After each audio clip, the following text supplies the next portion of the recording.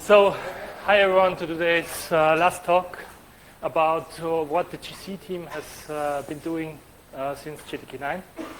My name is Thomas Schatzl. I'm from the Otto Java Hotspot virtual machine GC team.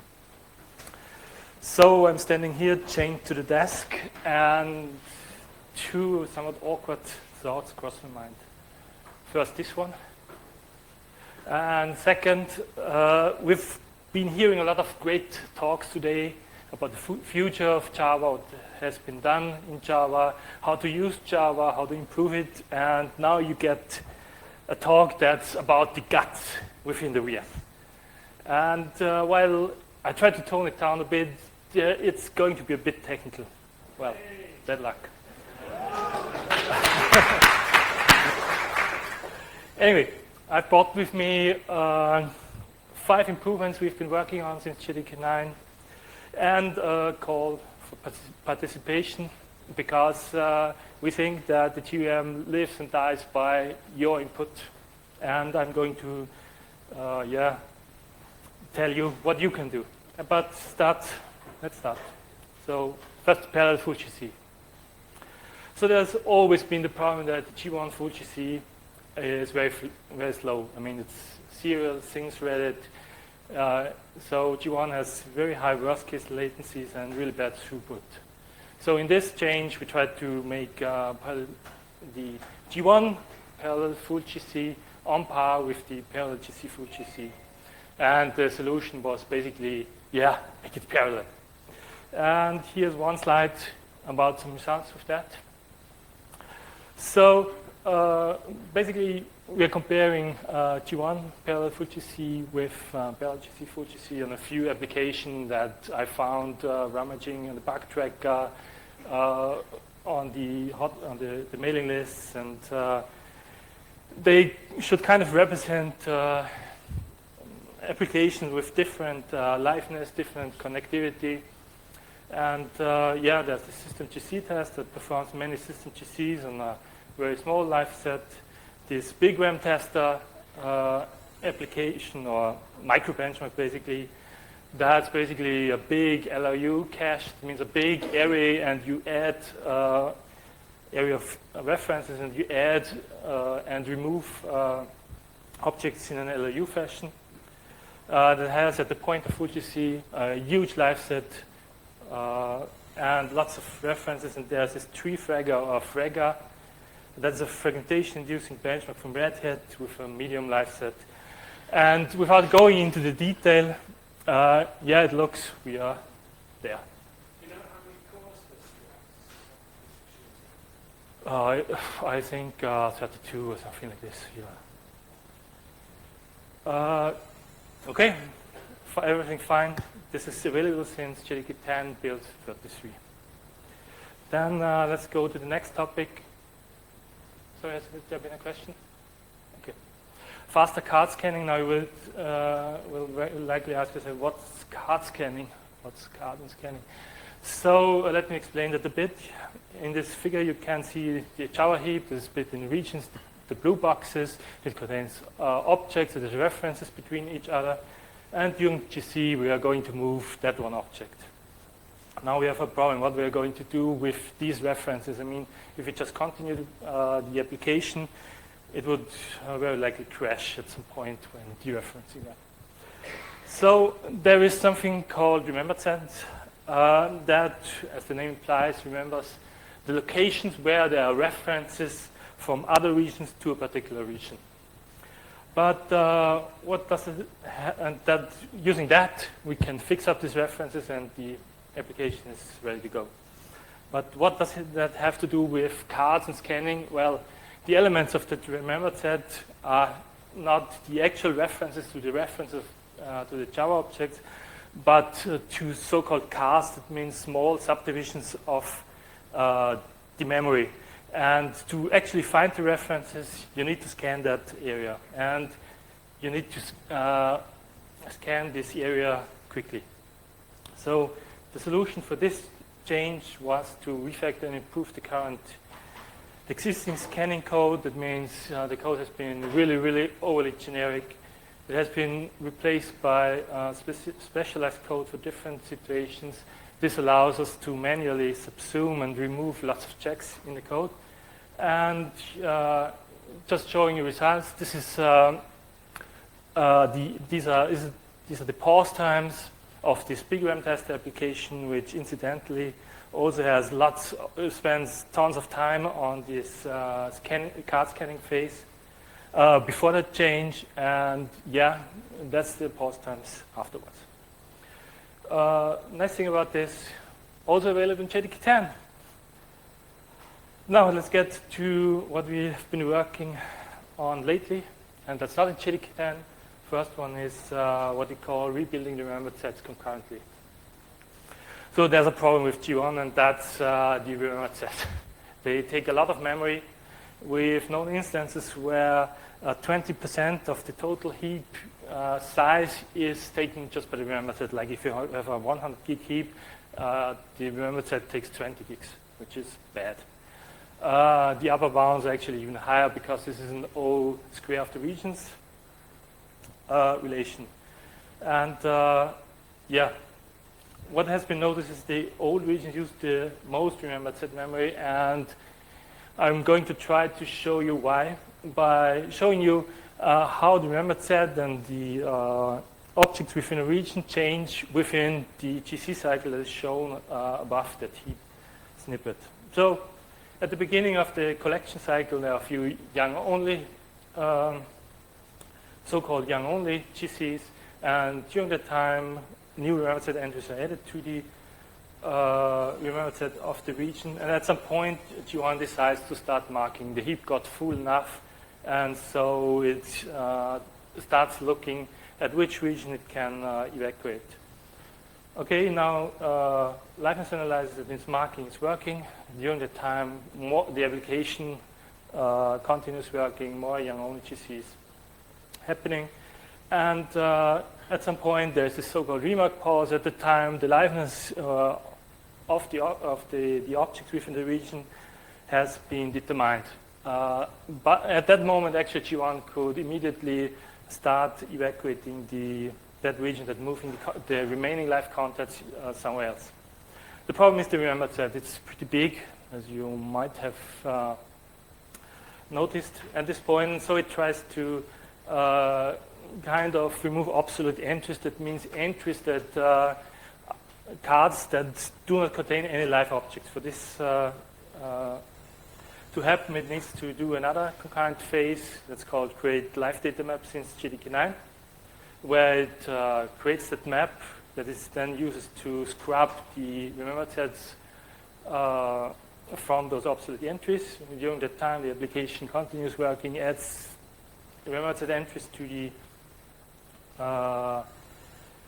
remembered set, of course. And at some point, there's this so-called cleanup pause where first we know the liveness of the objects in that region, and we hopefully got rid of a lot of remembered set entries. That means cards to scan during the GC to evacuate that region. Unfortunately, for some reasons, we can't do the so-called mixed GC immediately. We need to wait for another young-only GC, but then finally we can do that. There are two cases now. One is that the region gets evacuated, and that's a nice one. The remembered set gets completely dropped on the floor, and that region is empty, can be reused. But what happens if that region is not cleaned up, and the G1 decides to not evacuate that region, and that from multiple of those garbage collection cycles? Well, the remembered set gets bigger and bigger, while it always removes actual entries from it. There's some fragmentation in the memory there, and that's why it gets really big. Some key observations: G1 maintains the remembered sets all the time for all regions. I mean, if you think about it, and after seeing this animation, you will notice that G1 actually needs this remembered set, at least for old regions, only during these mixed GCs. All the other time it doesn't need it. And the other issue is that removing those obsolete remembered set entries is costly. I mean, you need to create this live data map. During the cleanup pause, you need to scrub what we call the remembered set, which can take a few hundred milliseconds actually, which you don't want.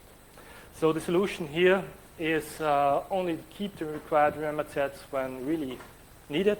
That means only for regions that are in the so-called collection set. That means regions that we are probably going to collect in the future, which is much less than all regions. And of course, that minimizes the fragmentation in the remembered set.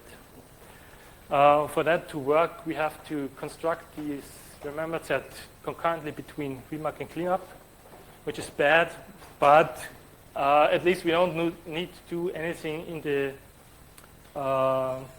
the cleanup pause, which is bad for latency. So there is some prototype, some internal prototype, which and there are some side effects. It lengthens the time from remark to cleanup. What we measured was up to 30% longer concurrent marking cycles, which we think isn't that much of an issue, particularly because the dynamic air hop feature that determines when to start the marking. That means schedules that initial mark pause will automatically adapt anyway. Other nice side effects are it improves throughput and pause times. Throughput because outside of the rebuild remembered set phase, you don't need to update the remembered set at all. All that work goes away. And you create, and from a pause time point of view, since you create the remembered sets only at the time when you need it, there is little fragmentation in it. Actually, you probably noticed that I didn't say anything about trying to scrub these remembered sets anyway.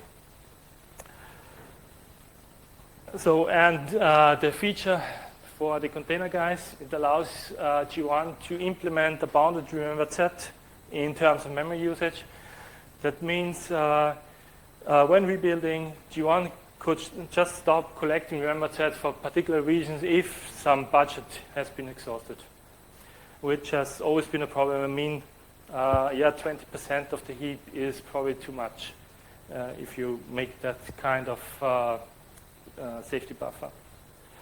So some numbers on that. Memory usage on that big RAM tester application. In the baseline, the remembered set takes 10% of maximum heap size, which isn't too bad. But in the prototype, outside of the rebuilding and the mixture C phase, the remembered set only takes 0.5% of the total heap anymore. At the end of rebuilding, though, you still need 7.5% of the total heap size. When rebuilding the remembered set for around 60% of the heap. This is due to various reasons. There are some constant costs. And G1, if the remembered set doesn't contain too many entries, it uses a less dense representation of the remembered set. And this selection policy for the regions to rebuild the remembered set for is pretty simple at the moment. So how does this look like from a pause time point of view? This is the same graph as before from the faster card scanning change. And this is what it looks like now after that change. More information can be found on this backtrack entry. It's a work in progress. It may or may not land in GDK 11. Now, for the next change, we're currently working on aborted mixed collections. So G1 strives to keep some kind of pause time. And it does that by determining the collection set. That means the number of regions it's going to collect at the start of the garbage collection and then just does everything in one go without caring about the current time while doing so. The problem is particularly during mixed collections, predictions are pretty hard to do. And G1 unfortunately mispredicts pretty often. I mean, you can tune the mixed collections to keep the pause times, but it's pretty hard. Let me show you how this looks like. So you have this heap with some young regions, some old regions, and some free regions. And there is this collection set, if you want, which contains these young regions and these 4 old regions at the bottom. And currently, during garbage collection, G1 just takes all those regions, copies the contents over either into new young regions or old regions, and yeah, maybe it can happen that the pause time is exceeded, bad luck. So this solution that we follow here is to incrementally collect the collection set and abort the evacuation if the next increment would take too long. It's easier to predict the evacuation time for smaller parts of the heap than for larger. So how would that look like? The same collection set, and G1 starts by collecting the young regions. That takes some part of the pause time budget. Now G1 sees that there is quite a bit of budget left, so it takes 2 old gen regions, while still quite a bit of pause time left, but not as much as before. So it just evacuates 1 old regions. Now we are getting really close to pause time goal, and G1 simply says, yeah, stop the garbage collection. We are probably going to exceed the pause time now. Yeah. So there is some performance impact of that abortable mode. So the idea is to only enter this abortable mode if needed to decrease that overhead. More information can be found at the bug tracker entries. Again, work in progress. It may or may not land in GDK 11. And on for the last of the changes I want to discuss today, and that's automatic thread sizing. So one problem of G1 and basically all of the collectors is that manually setting the number of threads correctly is impossible, and in many cases not even desired. I mean, if you want to run your installer, your tiny installer on a machine with 2,000 threads, you don't want that installer to launch, 1,500 threads. That doesn't make really sense. Anyway, if you wanted to try to set this right number, it's a lot of work because it depends on the hardware, on the application, and actually it depends on the current application phase you're in. And to make matters even worse, in the hotspot JVM, you can only set the number of threads statically at the start of your application of the VM. So basically, you can't do that. But there are certain benefits on using the right number of threads for the correct situation, because it saves resources, threads, memory. It has some faster startup, and actually it improves pause time. And our solution that we are going to implement here is to let G1 automatically decide this number of threads, because I mean, G1 already takes a lot of statistics about GCs, how long it takes to copy a certain amount of objects, how interconnected they are, and such things. So it seems obvious to let the garbage collector decide that. And actually, G1 is cheating a bit, since GDK 9, some phases of the garbage collection actually do exactly that for performance reasons. I brought some graph of some random application here, which at the beginning has some longer pauses because it starts up, moves stuff, initializing in some kind of database, if you want to say so. But after that, there's not much activity going on. If you look at the right side of the graph, it shows the number of threads used during the evacuation phase. The light blue line, which basically shows the current state of the VM, we always use 28 threads, whatever the situation is. But in our prototype, Basically, at the start, when there's lots of activity, G1 will ramp up the number of threads to use really aggressively, but then drops them down to 3 in that case. And looking back at the left graph again, which shows pause times, well, actually, it improves pause times a little, which is nice, but yeah, we'll take it. More information can be found in this JEP, draft JEP, or in that backtrack item.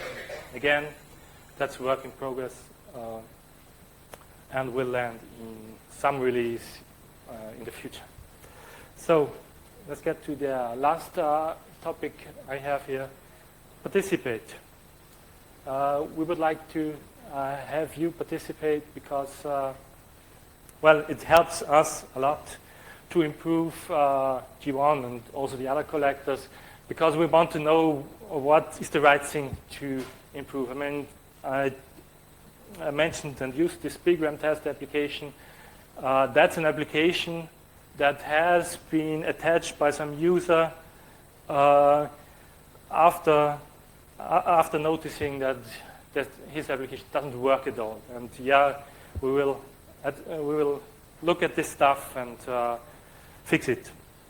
We know that not everybody can contribute on the same level, but there is a lot of things you can do. Probably the easiest thing and the least time consuming is hanging out on the hotspot GCUs main list. Report your failures, report your successes, which is also pretty nice, and provide answers to the community. If you think you want to start with development, fixing small bugs, in the bug tracker, at least in the GC team, we label all our bugs that are simple with some labels called start or clean up. Browse through it, look through it, and yeah, come to Hotspot GC Dev and discuss them. Even if you don't have a fix, we're happy to help. But I also brought some interesting larger projects for the pros of you to do, and which would be nice for G1, of course. And they are called NMethod barriers, throughput barriers, and NUMA support for G1. Just a few quick notes about each of them. NMethod barriers. So there's a functionality in the compiler that's called NMethod barriers, and that's basically some small piece of code that is run before a method, an end method is entered. And that could be used to improve the throughput of the G1 collector. In particular, G1 uses so-called write barriers for every reference write. And that write barrier, or part of that write barrier, isn't used all the time. Actually, it's used only during the very, very small marking part of the garbage collection cycle you saw before. And but at the moment it's in all the time, it's active all the time, there needs to be some code executed for that, and that, as I've learned yesterday, could give up to 3% of throughput. So what some NMethod barrier could do is, during the time when it's needed, remove that so-called pre-barrier and exchange it by NOPs. That means no operations, and basically every CPU can do nothing pretty fast. Throughput barriers. So G1 has throughput deficiencies. Everybody knows them. Mostly write barrier related, and this time so-called post-write barrier related. And there's a possibility actually to be as fast during application time, or almost as fast as parallel GC. And that would be by actually using the same barrier as parallel GC in G1 at the cost of some little extra work during the pause, which may or may not actually have an impact. More information about this, my colleague Eric Duveblad had a really, really good talk about this last FOSDEM. And now let's get to the last item I have brought with me, and that's NUMA support.